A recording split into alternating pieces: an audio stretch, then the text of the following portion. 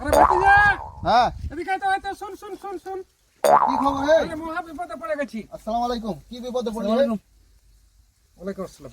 কি বিপদে পড়লি? আর বিপদে পড়লো কি, ওই গাজলের লোক এসেছিল চাঁদা চাইতে জালসা হ্যাঁ, দিয়া অর্ঘে ফাঁক করিতে পড়ে যে 1000 টাকা দান করে দিয়েছি।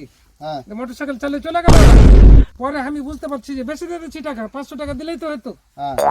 500 টাকাতে তো মেলায় নাকি পাবো, 1000 টাকা নিয়ে চলে গেল। 500 টাকা থাকলে মেলায় কাজে লাগতো আমার। এখানে বসে বসে কি করছিস? পস্তাছিস?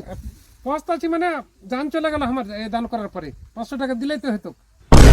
খবর নিল তো সব 200-100 করে দিয়েছে, আর আমার 1000 টাকা হাজার হাজার দিয়ে দেখিস, খুব টেনশন তোর নাকি? বিশাল টেনশনে পড়ে গেছি রে।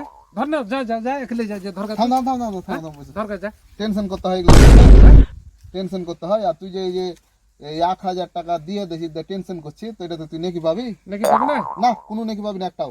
ওইগুলো টেনশন করতে হয়। তুই একটু ভালো কাজে টাকাকে লাগিয়ে দেখিস, আর তুই এখন টেনশন তাহলে তো করছিস। ভুল করলো নাকি রে? বিশাল বড় ভুল করছিস। দান করে যদি তাহলে কেউ পস্তায় তাহলে কি হবে? দান করে যদি পস্তাইস, এটা সব থেকে বেশি পাপ। হ্যাঁ? তাহলে এটা পাপ, একটা পাপের কাজ।